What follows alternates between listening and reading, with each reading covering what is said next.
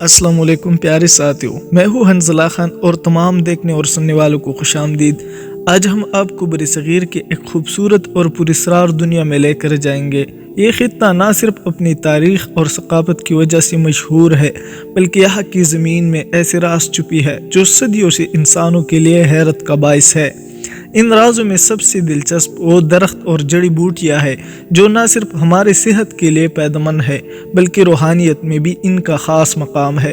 आपने सुना होगा कि बरसगीर में बहुत सी दरख्त ऐसे हैं जो न सिर्फ कुदरती खूबसूरती का हिस्सा है, बल्कि इनके बारे में कहा जाता है कि वो इंसान की जिस्म और रूह दोनों की सेहत के लिए फ़ायदेमंद है।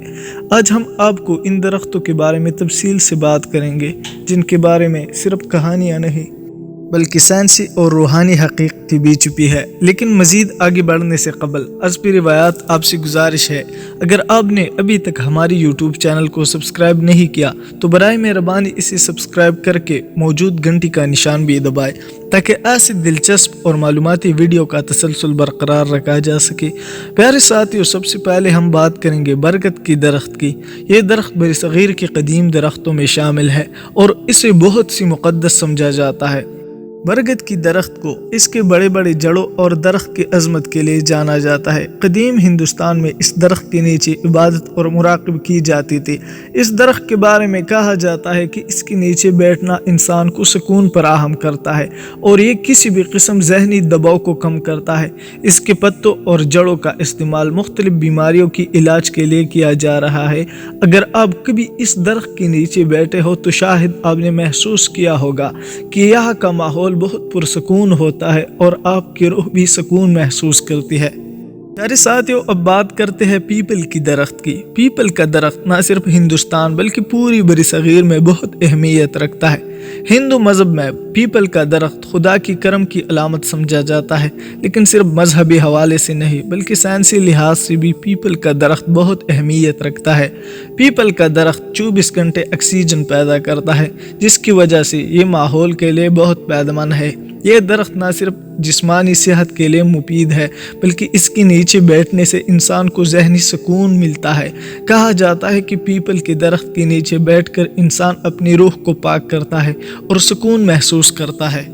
और इसी तरह नीलम का दरख्त एक और दिलचस्प दरख्त है जिसका रंग सियाह होता है और इसे कुदरत की अजीब व गरीब तख्लीक समझा जाता है। ये दरख्त ख़ास तौर पर जादुई खसूसियात की वजह से मशहूर है। कदीम कहानियों में कहा जाता है कि नीलम के दरख्त के नीचे जिन्नात और पुरस्रार क़ुव्वतें बसी हुई है।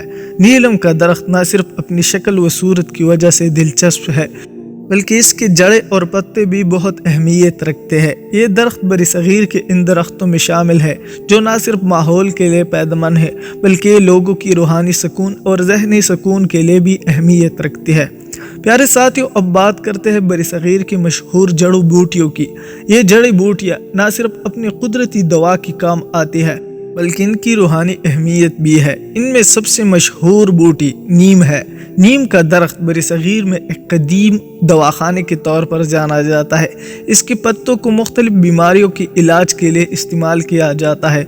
नीम का दरख्त न सिर्फ जिस्मानी सेहत के लिए फ़ायदेमंद है, बल्कि इसका रूहानी फ़वाइद भी अहम है। कहा जाता है कि नीम के दरख्त के नीचे बैठने से इंसान को रूहानी सुकून मिलता है और इसका दिल साफ होता है। और इसी तरह तुलसी एक और जड़ी बूटी है जिसका जिक्र आपने अक्सर सुना होगा।